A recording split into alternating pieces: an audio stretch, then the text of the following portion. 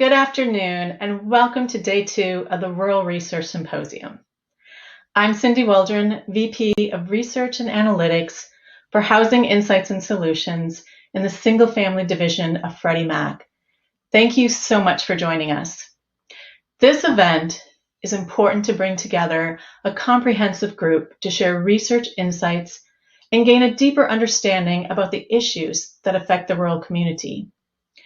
This venue brings opportunity to develop collaborative partnerships and encourage the development of data-driven solutions that support affordable housing. I'm very pleased today's agenda is filled with many forward-looking topics that are affecting rural areas, including environmental justice and sustainability, along with building lasting housing affordability, and the final topic will be manufactured housing. Now, it is a pleasure and privilege to introduce Catherine Coleman Flowers, our keynote speaker. Catherine is an environmental health researcher, Vice Chair of the White House Environmental Justice Advisory Council, MacArthur Genius, writer, and the founding director of the Center for Rural Enterprise and Environmental Justice. As the founding director, she builds partnerships from close neighborhoods to local elected officials and regional nonprofits to federal lawmakers and global organizations in order to identify and implement solutions to the intersecting challenges of water and sanitation infrastructure, the public health, and economic development. Her first book, Waste: One Woman's Fight Against America's Dirty Secret, explores the environmental justice movement in rural America.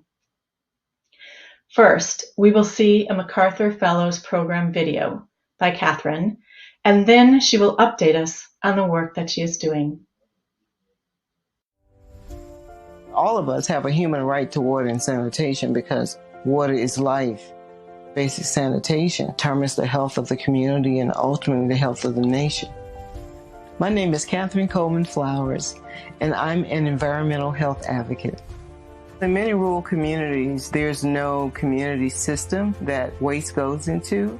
People have individual systems that are failing, and as a result, they have sewage either coming into their yards or back into their homes.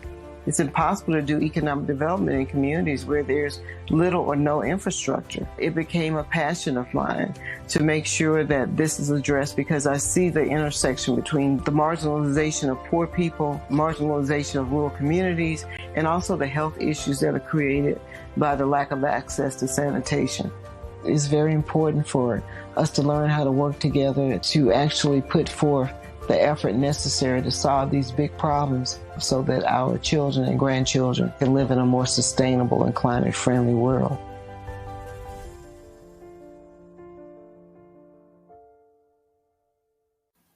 My name is Catherine Coleman Flowers.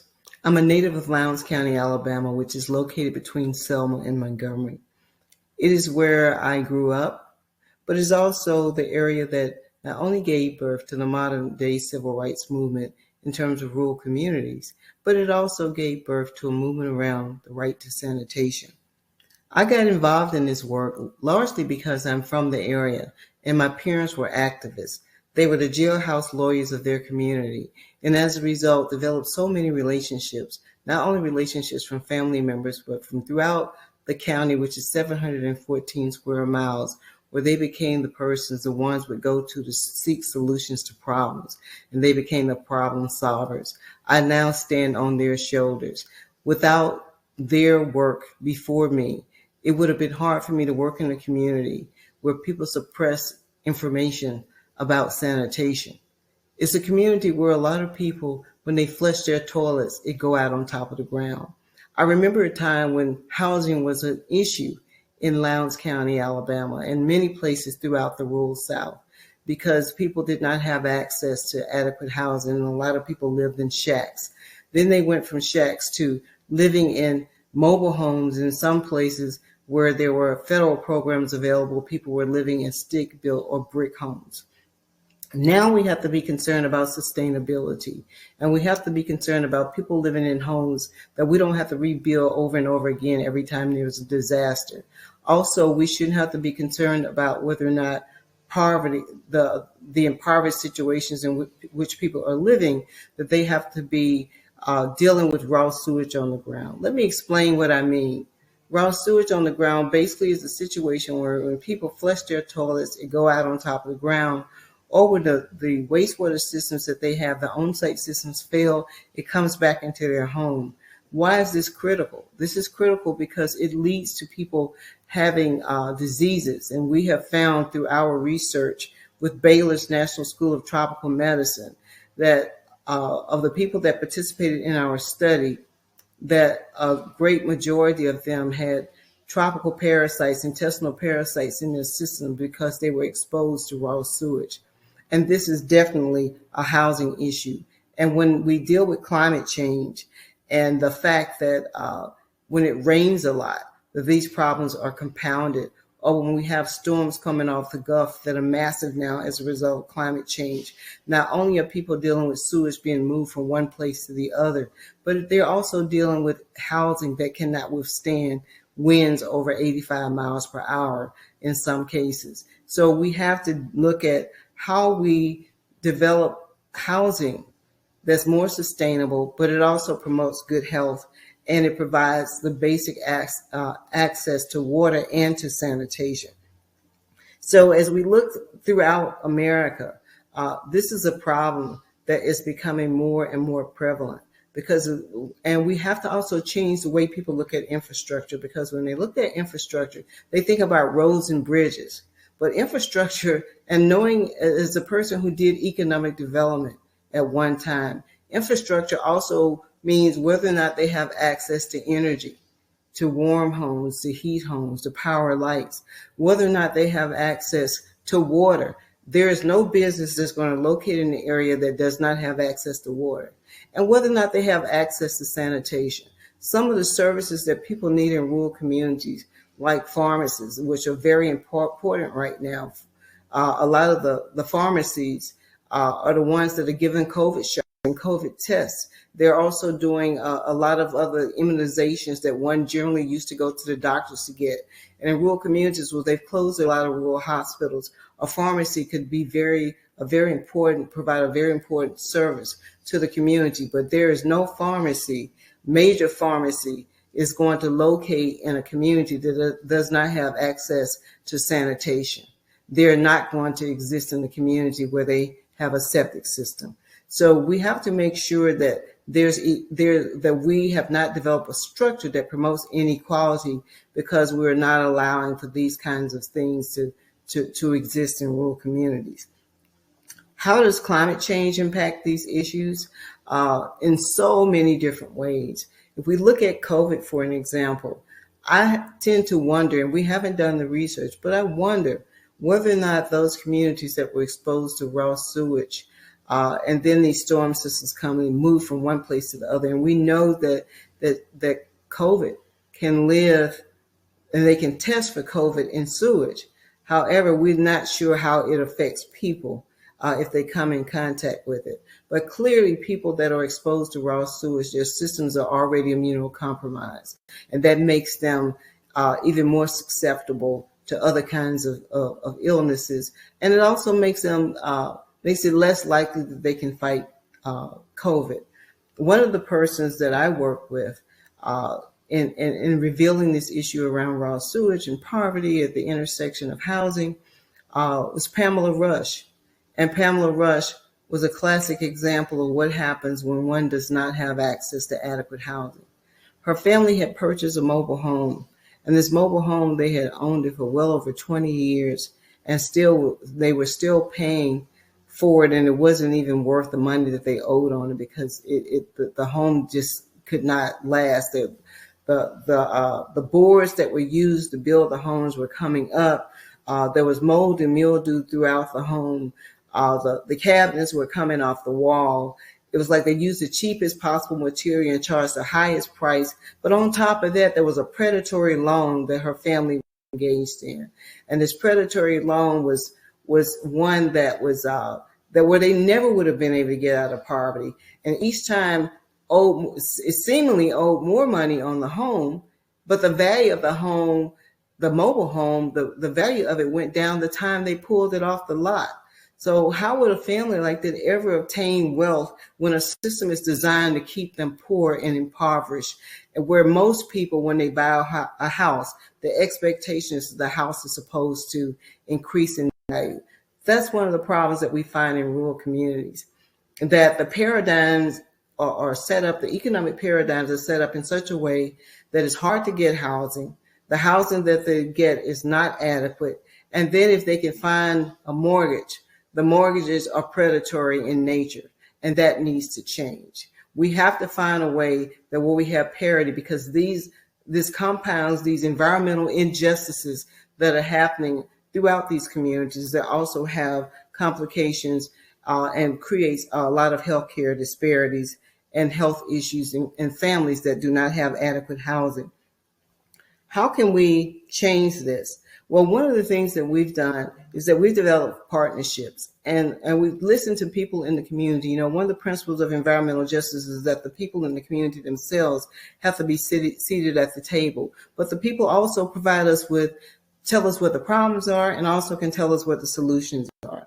And in doing so, we have partnered with folk who could amplify their voices and verify what they've said. For an example, the Baylor study, because people were telling us that there were illnesses that they felt that they were getting from being exposed to raw sewage. But it was the Baylor study that helped verify that. Some of our other partners are Duke University, that has been very engaged in helping us to define this issue and to promote and amplify the voices of local people. We did the research there, and the research questions were not they were suggested by people from Duke, but at the end of the day, it was a local community that went over everything and said, no, this is not right. We're going to do it this way, because people are not going to respond to that. And that's the way in which we should work together to try to find ways to bring solutions to these problems. We're also working on pursuing collaborations with NASA. You know, we think that there's a way for us to solve these wastewater problems. And although I became aware of them initially through what was happening in rural communities, and I wrote about it in my book, Waste: One Woman's Fight Against America's Dirty Secret, we've also found that these problems exist around the United States, and it's connected to housing. People cannot have people are not having the ability to enjoy their homes with sewage coming back into their homes. Recently, I visited Mount Vernon, New York. And in Mount Vernon, New York, people had sewage running back into their homes. That's like within 30 minutes of Times Square. And that's an example of why we have to seek technological solutions. Their pipes are clay pipes that are over 100 years old. They're at least 100 feet underground. They don't even know where all the pipes are located. How feasible is it to dig up this city and stop it from operating, to dig up the streets, to try to find and replace these pipes? It's just not feasible. However, if we can develop and use the technology that is used in outer space to treat wastewater to drinking water quality, that could be a potential solution. So our organization, the Center for Rural Enterprise and Environmental Justice, is seeking relationships with NASA to try to figure out how they use that technology, and can we scale it down? Can we bring together people to create solutions that can work in places like Lowndes County? For an example, there's a young man he's a Wallace. Actually, his brother is very famous. His brother's Ben Wallace, who just became the first undrafted player to make it to the NBA Hall of Fame. And he also is the first undrafted player from an HBCU to make it to the NBA Hall of Fame. But his brother works on a farm. He does not have a degree. However, the equipment on that farm could not operate without him. The farmer, the person who owns the land, sent all of his children to school to study agri-science. However, again, they couldn't run the farm without him. And what he has done, the equipment on that farm, a lot of it is over 20, 30 years of age. He has learned to fabricate parts to keep the equipment running. Where do we get that kind of ingenuity? That type of ingenuity. And teaming with an aerospace engineer, like a young man who's from Lowndes County, Alabama, whose father ran on the Black Panther Party ticket, which is the Lowndes County Freedom Organization, challenging voting rights to make sure that Black people could run and have political representation in Lowndes County in the 1960s. His father ran for sheriff. This young man went to MIT and developed a device that propels the space shuttle. This is the type of ingenuity that I like to bring together and sit at the table for the purpose of trying to solve the wastewater problem. And that is why our organization has relocated to North Alabama to pursue that type of collaboration and partnership. At the same time, we have to work on housing, and we have to make sure that people can enjoy their homes. We also have to make sure, and my challenge to you today is to make sure that that anyone that wants to own a home have the right to own a home, and to have access to the finances necessary to own a home. There are a lot of people in rural communities that have lots of land, and that land was acquired and maintained in the families because of the legacy of slavery. And even my parents told me the land that we have, we don't live on it now, but we keep the land because my parents wanted to have something to keep the family together. And because so many families were dispersed during slavery and afterwards, people wanted to make sure that we had something that would hold us together. And a lot of that land is now heirs property. And with heirs property, one cannot find financing usually to build a home, although there may be hundreds of acres within that family. The USDA has a process where they can loan money to people that are living in rural communities that have heirs property. I think that all financial institutions should adopt that. That is my call to action, to adopt that and to make sure that any home that a mortgage is made on it that has an on-site septic system should come with a parts and service warranty that's at least 10 years. At least, I mean, that's only a third of what the average mortgage is, but it should be at least 10 years because it would push that type of research and development that is necessary to make sure that these systems can last, and that it also allows people to be able to use their homes. And that is one way in which we can build sustainability and also environmental justice. I thank you for this opportunity to be able to speak to you today, and I invite you to continue to be a part of the rest of the conference. Thank you. Thank you, Catherine. That was really powerful. Sustainability, infrastructure, climate change, and environmental justice are extremely important. These challenges are relevant and impacting the rural community. To continue this discussion, let us introduce Carol Khalid, Corporate Sustainability Director at Freddie Mac, who will lead the discussion on building lasting housing affordability and sustainability. Thank you, Cindy, for that. I'm Carol Khalid. I'm a Director of Sustainability here at Freddie Mac, with a mandate to develop, manage, and implement Freddie Mac's corporate sustainability strategy.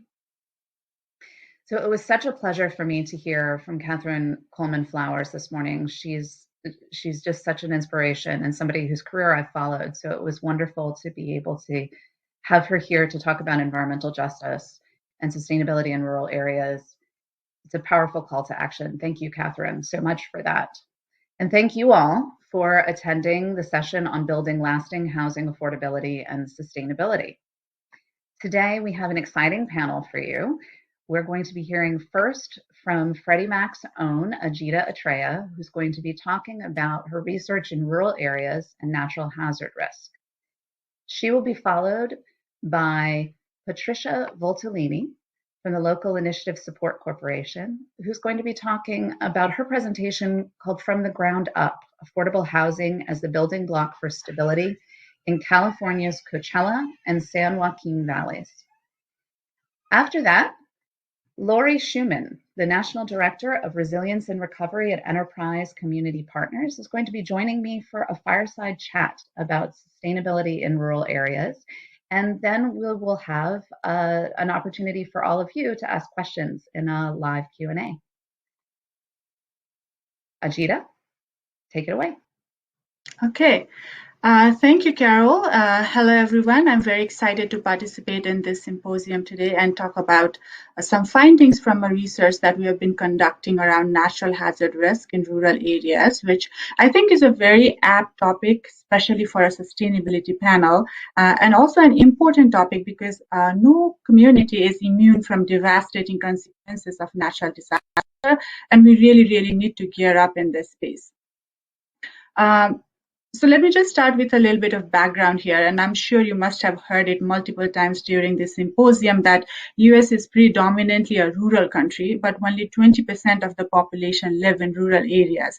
However, if you look at the chart here, which plots the change in inventory, demand for rural living started growing pre-pandemic, and it accelerated during the pandemic, because of which inventory in rural area was as low as 45% in the beginning of the year.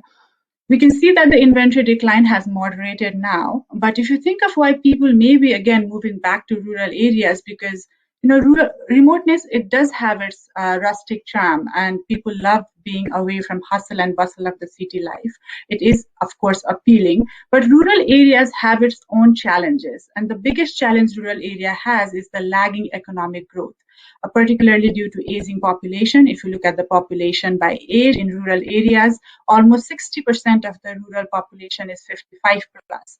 And there is also another issue of growing poverty. If you look at the households of rural area, then 1 out of 3 households in rural area are cost burden.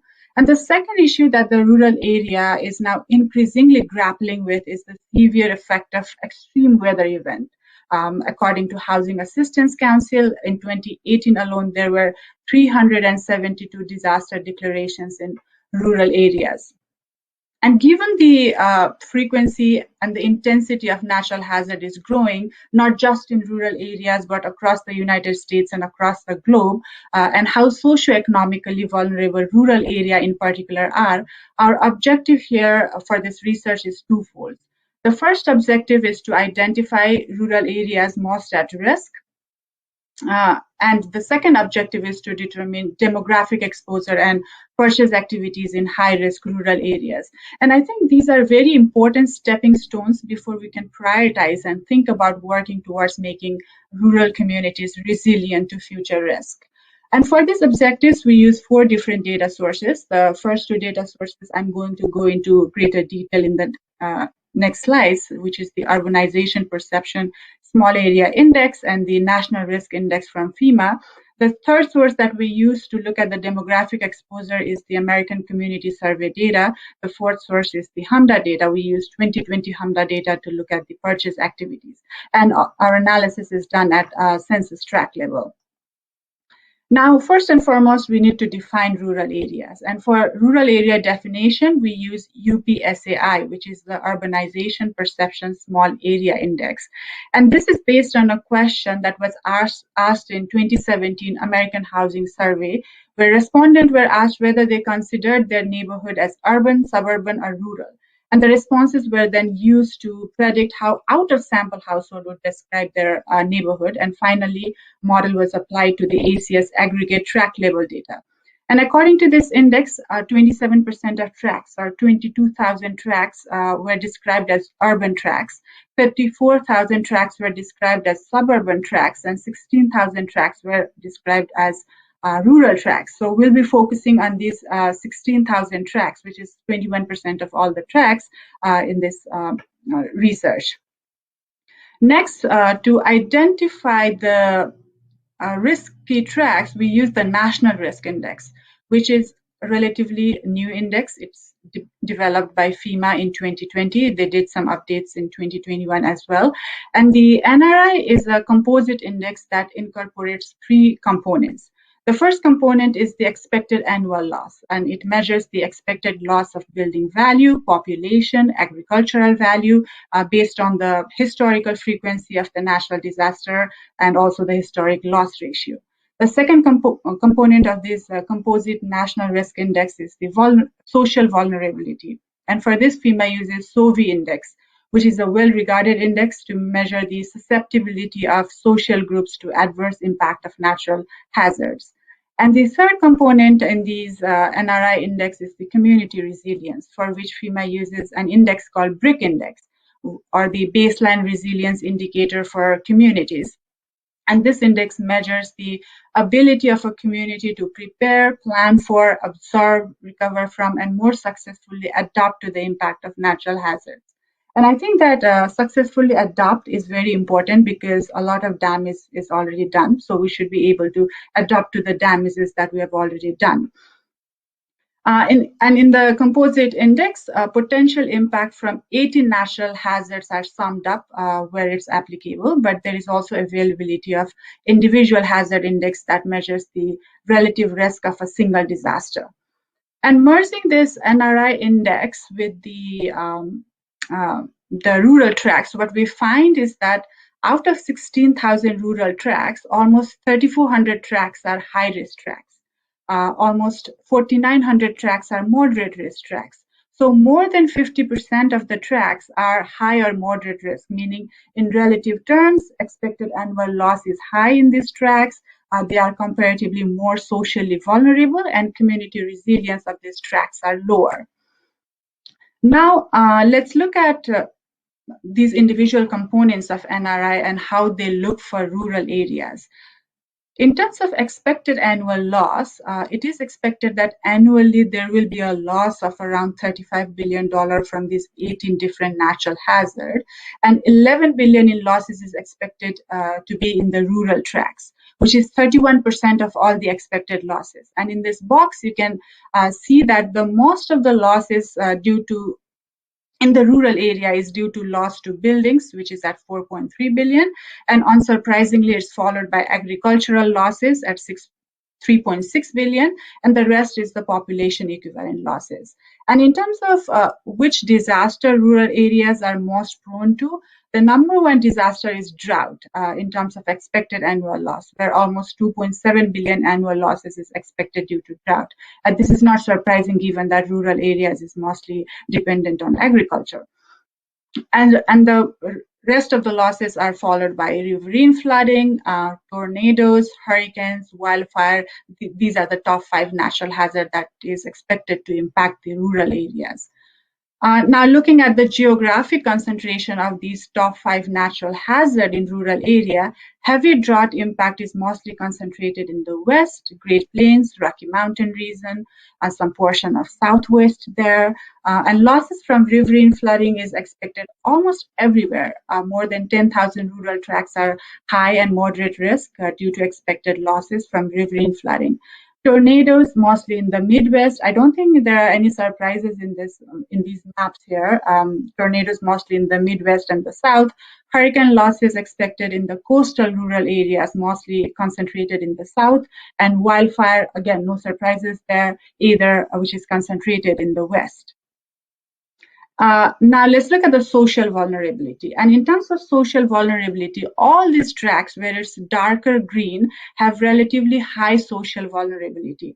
And 18 states have social vulnerability higher than the national average that I've listed here. Similarly, there are 25 states where the community resilience is lower than the national average, and all these darker purple color are the ones where the community resilience is lower than the national average.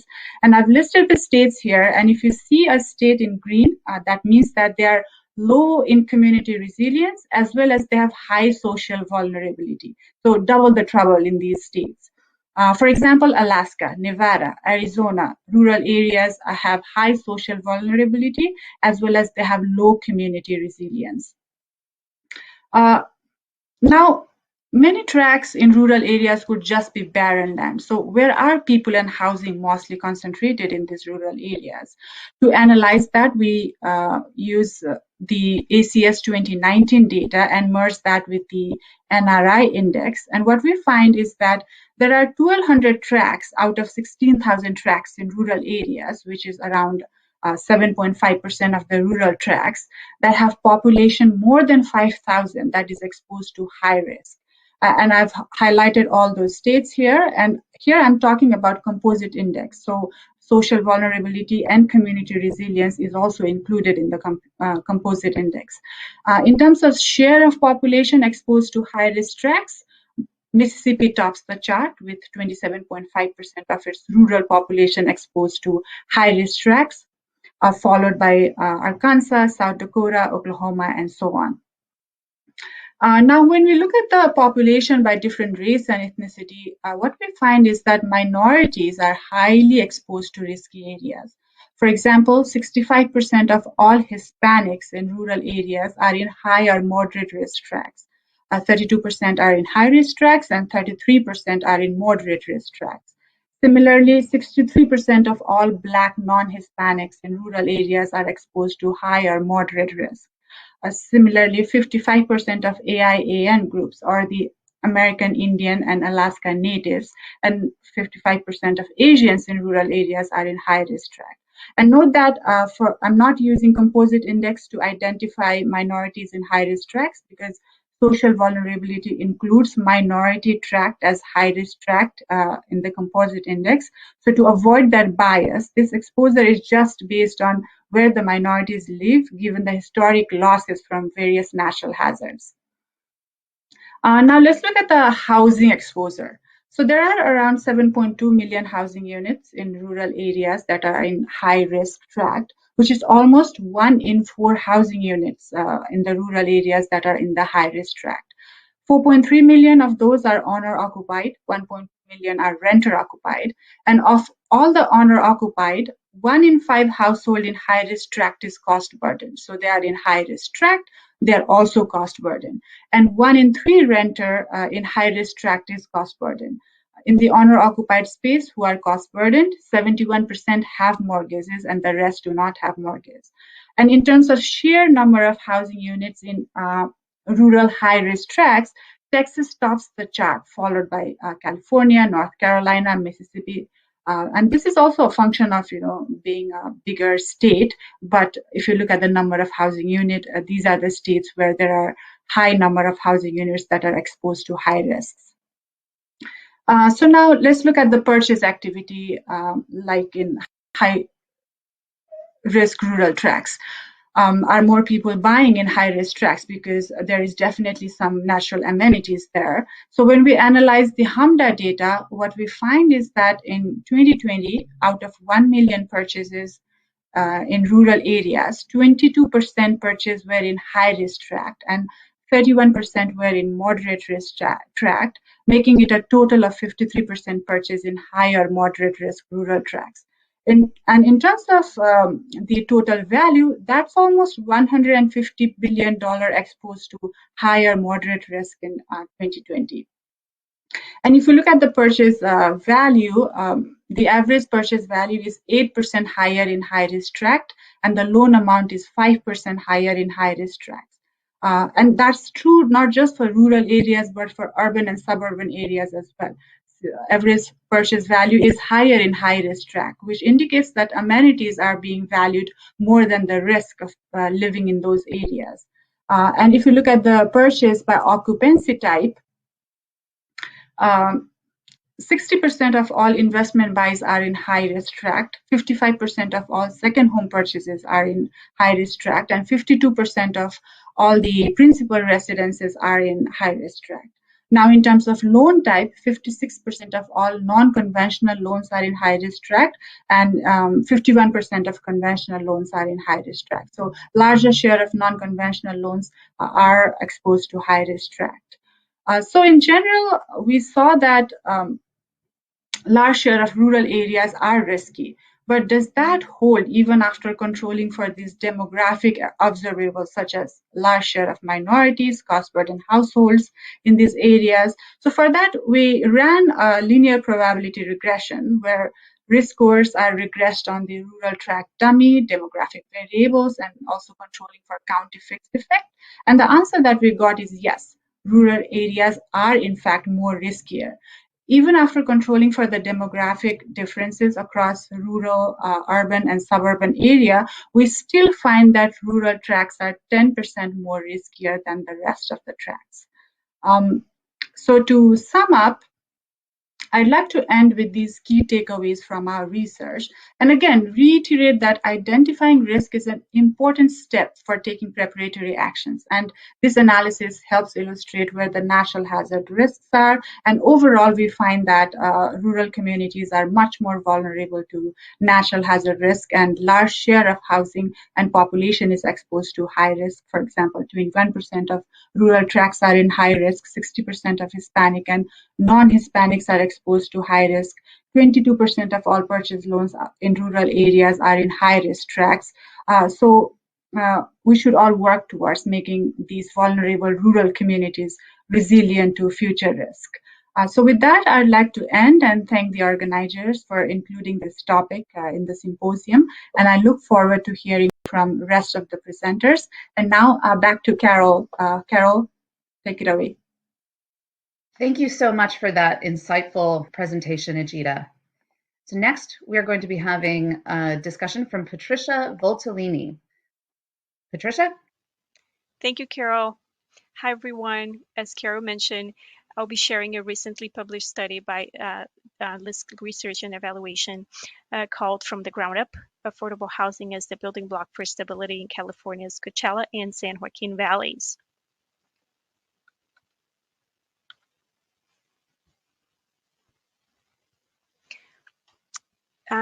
This presentation will be organized as follows.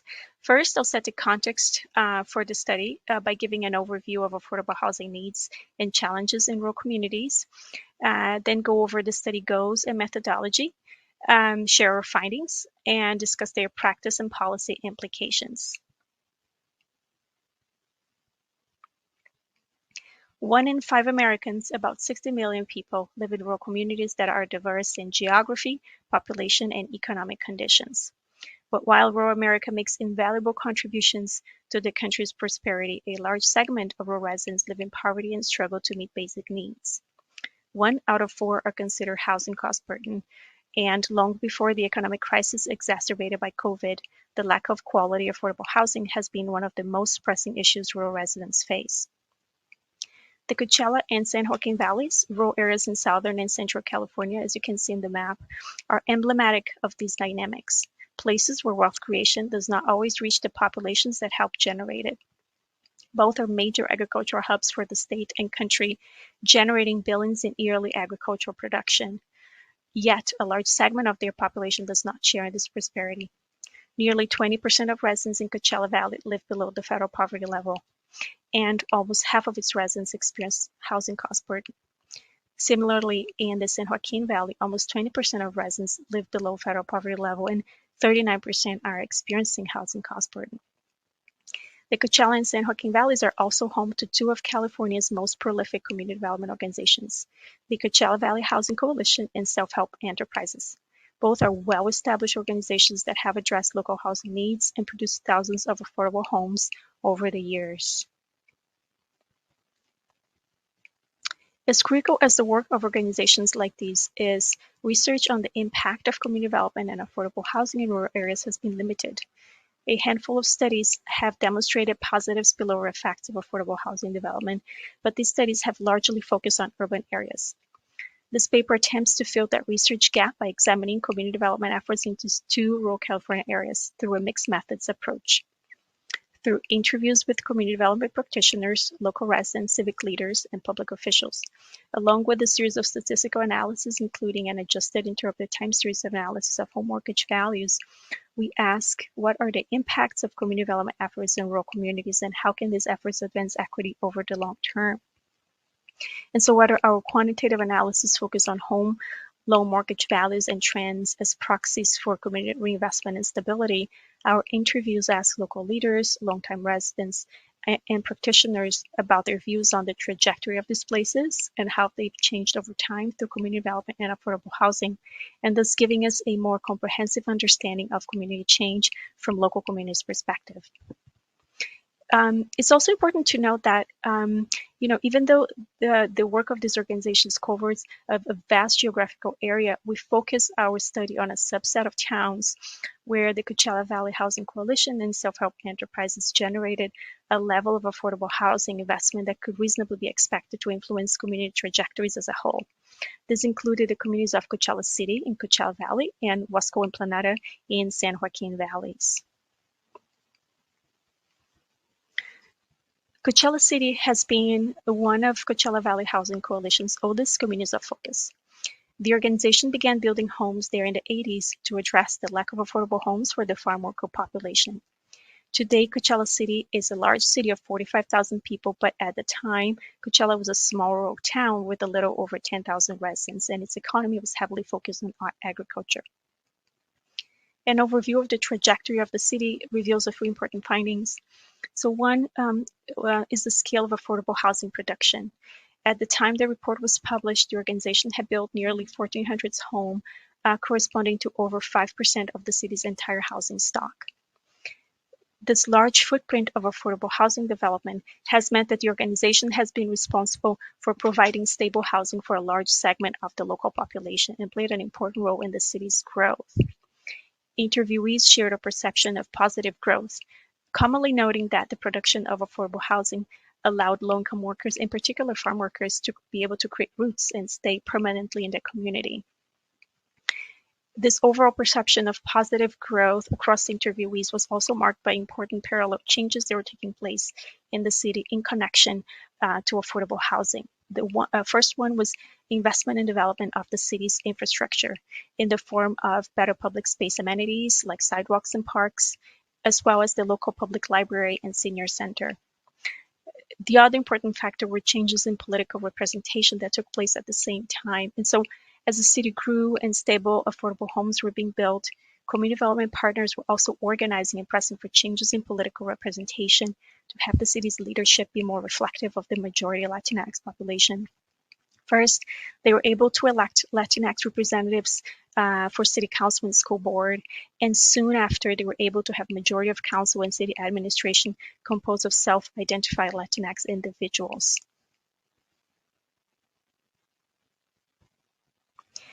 Our quantitative findings confirm these qualitative findings of revitalization and stability. We used an adjusted interrupted time series impact model to compare median mortgage loan amounts in 3 time periods before, during, and after a period of concentrated affordable housing investment, which were identified being between 1998 and 2001. And these investments included both light tech or multifamily rentals, as well as self-help subdivisions for home ownership. We added controls including home mortgage investor percentage, poverty rate, percentage of renter-occupied units, and population density. And our analysis showed no significant difference between median values during the investment and pre-investment periods, but we found a post-trend that is significant and positive, meaning home mortgage values increase at a faster rate in tracks with affordable housing units. They increase about 10% more each year than in tracks without affordable housing between 2002 and 2008.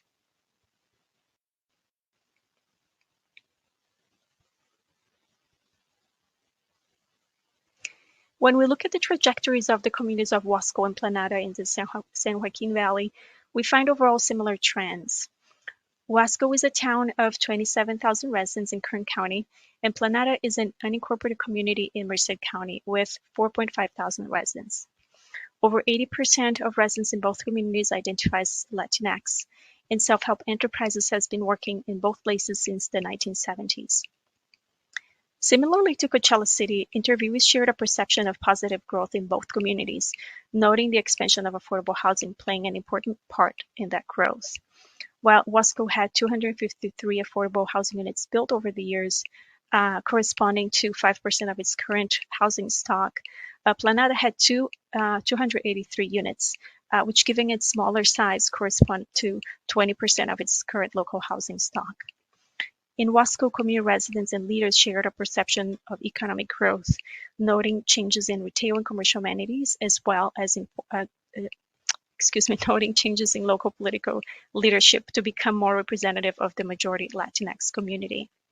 In Planeta, unincorporation has meant that despite the expansion of affordable housing and community development efforts, the lack of existing infrastructure and lack of a local governing body, Planeta is governed by its county, has meant that some of the changes noted in Wasco and Coachella were less pronounced here. Our analysis of home mortgage values in both communities did not reveal a statistical significant difference between local census tracts that receive affordable housing investment and those that did not. Home mortgage values performed similarly across tracts, with and without affordable housing investment. Now, given Not in My Backyard claims that affordable housing reduces property values, it's important to note that the absence of statistically significant differences between tracts with and without affordable housing also means that we didn't find any evidence that affordable housing development has had any negative impact on local property values. Now, why are these findings relevant, right? They provide evidence of the impact of affordable housing, not just to the families who live in these units, but to the entire surrounding communities, right? As mortgage values stabilize and as infrastructure and services for broader community use are developed. In connection to this, the findings also speak of the importance of investments not just in affordable housing, but also in local infrastructure, which is often lacking in many communities, as well as in services that assist residents in accessing these units and their ability to advocate for themselves. Since our analysis included combining investments in rental as well as self-home ownership, they also speak to the importance of considering the mix between both types of housing. We did not investigate statistically if there's a relationship between the mix and the impacts found, but our qualitative analysis found that having rental units helped anchor low-income families first, and so through that stability and support services, many were then able to move into home ownership.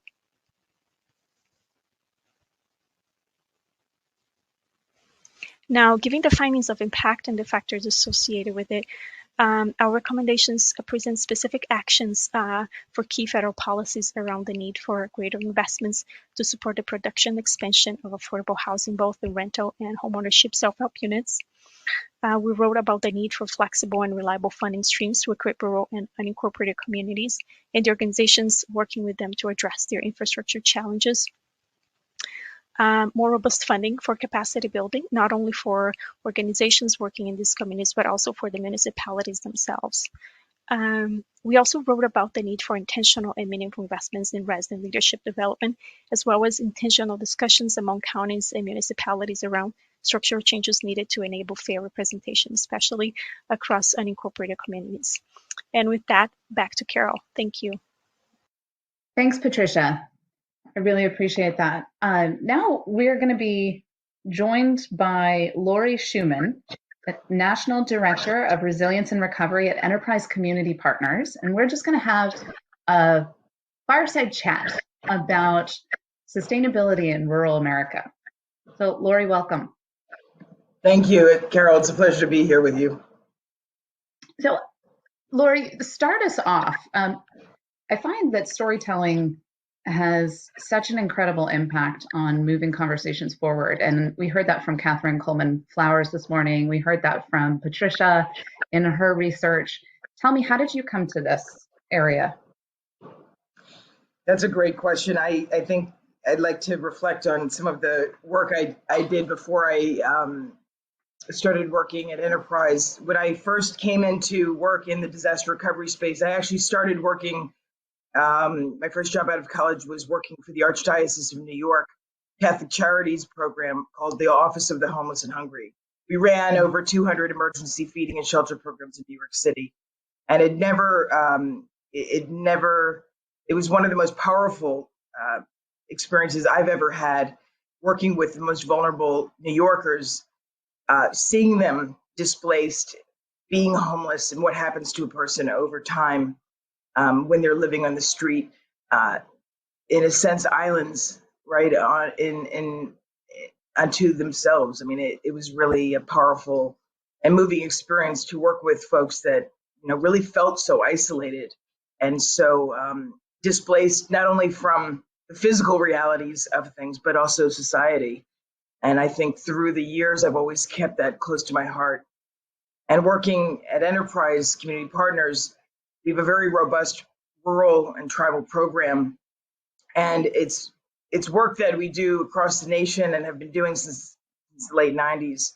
I really started focusing on rural work, though, when I started working deeply in Puerto Rico and working with communities in Puerto Rico that had experienced extreme displacement and trauma after Hurricane Maria. And I always reflect on my earlier experiences working with New York's homeless and this feeling of being islanded. And I think about that when I think about a lot of rural communities that are dealing with disaster and climate change. Mm-hmm. Yeah, absolutely. So the Sustainability Office at Freddie Mac, of which I am a part, is focused on managing long-term risks and opportunities from environmental, social, and governance issues.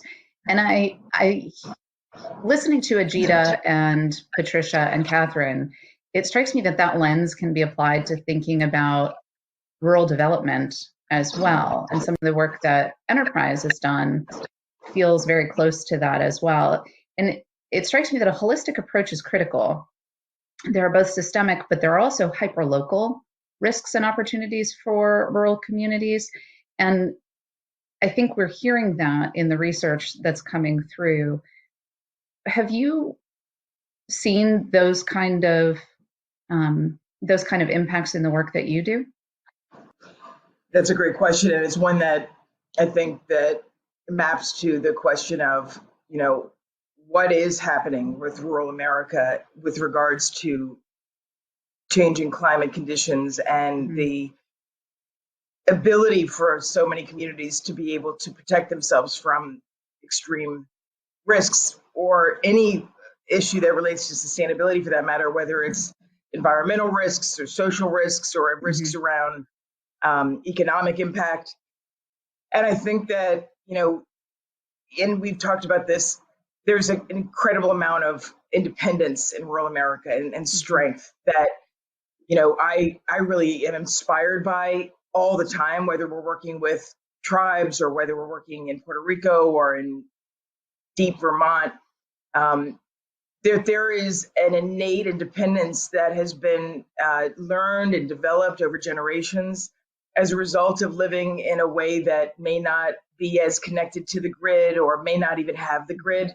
So one of the things I think about, Carol, is how do we leverage that strength and that independence, that that courage that so many rural communities have developed over years. I mean, just because you have to, right? If you're living in a community where there's no central electrical grid and you've got to, or it's unstable and you've got to depend on generators to deal with events. I mean, you're going to know how to not only select a generator, but choose it, operate it, fix it. Got to. It's a matter of circumstance. And I think that's what is interesting to me when I think about rural America and the way that so many communities are able to, deal with this risk versus urban areas where, frankly, there's not that level of insight and knowledge and know-how and can do it, I think, in some of their more sort of non-rural areas. So I guess I'm calling out some of my, sort of cultural tensions, right, between the various communities that I work in. But I think that if we can think about leveraging that strength, not only to deal with the physical realities, but what if we were to think about leveraging that to deal with some of the administrative issues that come up with regards to promoting sustainability, promoting mitigation, promoting resilience, promoting good planning, promoting the use of funding. What if we were to think about that? That could be an interesting pivot. Absolutely. So what does a sustainable rural community look like to you? Have you, in your travels, have you encountered any that are of particular note, or are there themes that you've seen that you think could be applied across the board? One thing that really resonated from when Catherine Coleman Flowers was speaking was that she started this work very focused on the area in which she grew up and identified a particular issue that was a big problem in that area. And then as she's expanded her practice and gone outside of that area, what it sounds like what she's finding is, well, that particular issue of wastewater management was something that was in some ways unique to Lowndes County.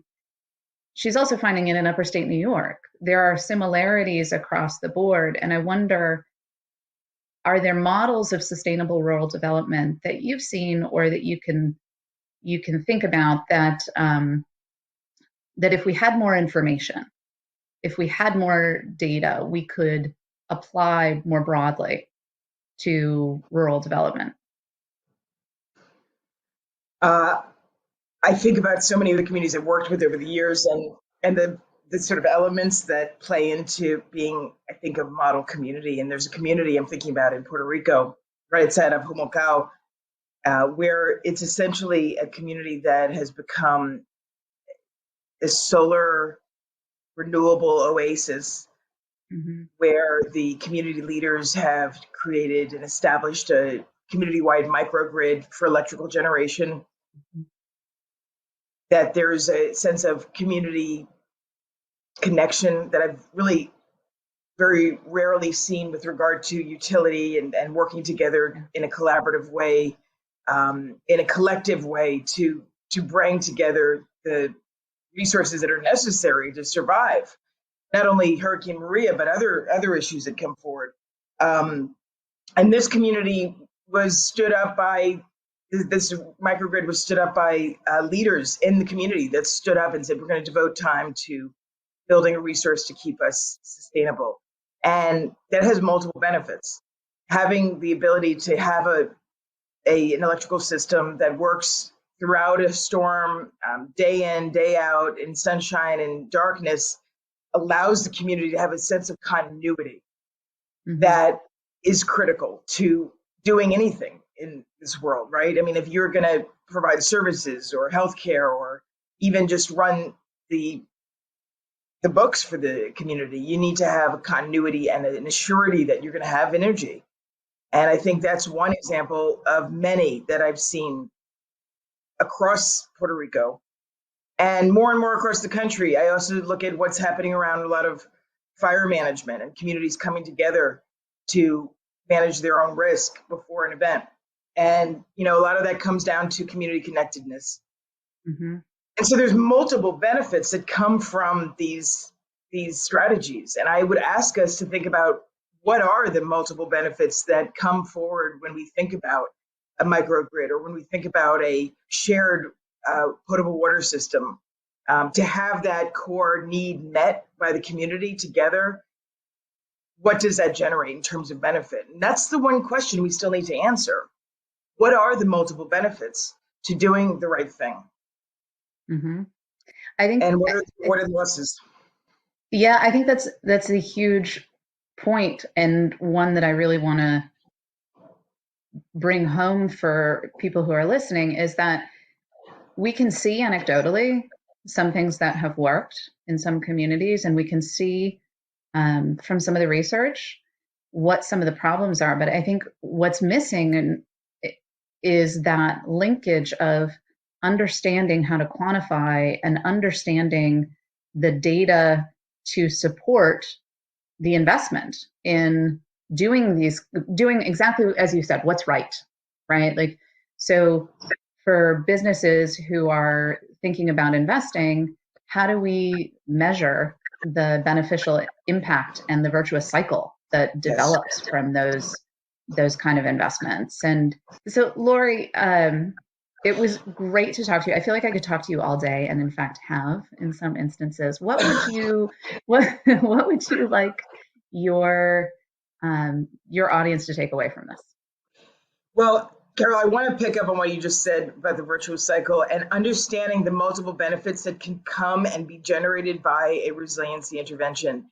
We have yet, as our industry grows in this space, to understand, aside from the direct benefits that a strategic intervention like a water system or microgrid can make, what are the social and environmental and economic benefits right? As we all embark on thinking about ESG, how do we measure the success of a particular intervention?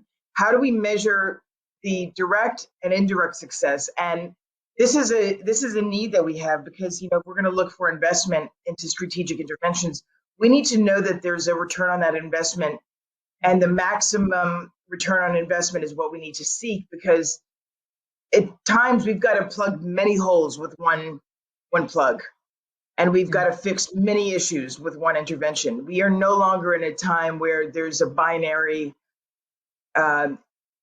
intervention that results in one impact or one output. It has to result in multiple outputs. And so what can we do to measure that? And I think that's the call to action, Carol, I think for our industries, is really measuring the ROI on strategic interventions around resilience. Yeah, I agree with you completely. I think for me, I would like to sort of highlight one of the things that you said that has really resonated with me, and that is that rural communities are strong and they have a lot of benefits inherent in the way that they exist in the world. And I think, a lot of times we approach them as there are some problems to solve, but I think there's also a lot of learning that we can do from how rural communities have managed over time, and sometimes they're managing environmental impacts better than other places. So what are the lessons that we can learn also from rural communities? That I think is what I'd like to close with. And with that, I think we're at time. I know that we're gonna have a Q&A session, so stick around. Thank you, Carol. A pleasure. Thank you, Laurie. Hi, all, and welcome to the live portion of the show. We're going to do a Q&A, and for those who are watching, if you do have questions, please don't hesitate to submit them in the chat, the Q&A box. If you push that there, we will get them to the right people. I do have a few questions that have already come in, so I'm going to start with you, Ajita, if that's okay. The first question is, you talked a lot about the hazards, the high risk areas in rural communities, and I was wondering if you could talk a little bit more about the timeline over which those hazards are planned or coming. Yeah, thanks for asking this question, Carol, because I think it's very important to clarify that. So the short answer is the time horizon is now, because we are looking at the historical data, and then given what was the annual losses over a period of certain years, that's how the annual losses calculated. So the thing to note here is how the expected annual loss is calculated, and it uses a multiplicative equation that includes the exposure, annualized frequency, and the historic loss ratio for 18 different natural hazards, which is summed up in the final index.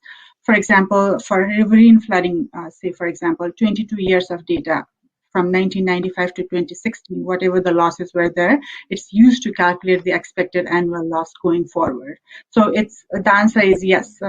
If there is no mitigation in place and under the current scenario, annually we expect the losses of X dollars. Gotcha. Okay, and a follow-up as well on that, Ajita. There's been a lot of talk in the news, in the press, about the exposure to natural hazards that is experienced in the urban areas, and specifically First Street Foundation has done a lot of work and shown that there's an overlap between historically redlined areas and then those areas that are subject to significant risk from climate change. Can you talk about the findings that you presented through that lens as well? Like, how do those two pieces work together? Yeah, the research that First Street Foundation did with redlining areas is really interesting.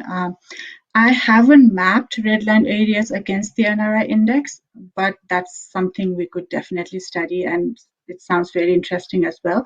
But if I were to guess, the redlined area would probably overlap with the social vulnerability component of the NRI. So the NRI does have a social vulnerability component where race and ethnicity is an input, and the red line areas are also often racially associated. So here in the NRI index, a higher social vulnerability, it's directly proportional to the NRI index.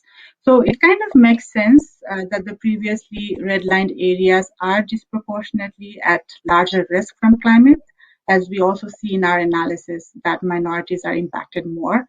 And let me tell you that the minority result we see from the rural area is also comparable with the non-rural areas. So I think that there are some similarities with the First Street Foundation analysis to ours. And I believe that maybe previously redlined areas have that exposure to high climate risk. Mm-hmm. It sounds like there's a connection to what you found, and, Right. and the likely result would be the same.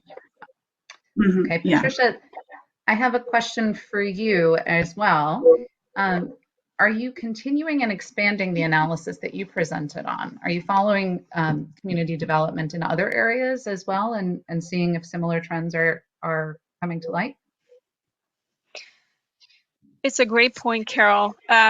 We are a small but mighty team of 4, and so we have to divide what we focus our attention. Right now, we're focusing on disseminating the study and reaching out to partners and providing support for those who want to replicate the study, because there's immense opportunity to have a deeper understanding of what impact looks like in different communities, especially, as I said, rural communities.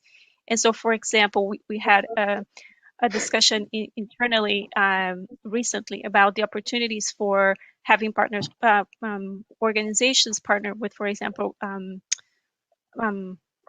let's say higher education institutions nearby, like community colleges, study centers, who could help provide some of the capacity to help do the study, because we just can't expand it nonstop. We would like to, but it's not part of the next agenda. Right now, the agenda is really spread a word and use it to guide policy discussions to really help advance some of the issues that were identified, and the assets, right, that were also identified in the study, and help bring more funding and more attention to those issues, from infrastructure to capacity building and so forth.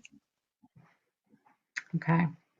So you said a magic word there, Patricia, infrastructure. So the next question is for Laurie. Now that the infrastructure bill has passed, what are you most excited about from that for rural communities and rural development? And what are you hoping to see? What provisions do you see as being the most hopeful? Thank you so much, Carol. I hope everyone can hear me okay. Well, I'm really excited about the infrastructure bill, as it will support rural America. And there's a couple top line items that I'm particularly thrilled about, which I'd like to share with you. So we have close to $110 billion going into transportation, roads, bridges. All of this is going to support distribution of products and services and quality of life for rural communities. We also have another $16 billion going into cleanup from mining sites. So this is really critical when you think about trying to make sure that our housing and our land is clean and able to sustain generations of rural communities. We've got about $8.3 billion coming in for water projects, which includes rural storage, but also consider it supporting septic and water treatment and water delivery. And then there's a lot of funding coming in for wildfire support. And then overall, there's a largesse for creating support for the digital divide. There's also a lot of funding going into agriculture and farming. So this infrastructure package is about rural America. I mean, this is going to help solve a lot of the somewhat intractable problems we're facing. And one of the things I would say, Carol, we need to do today is define what we mean by resilience for this investment, and how we will be able to screen these investments for resilient outcomes. Okay. I'm going to look one more time to check and see if we have any other questions.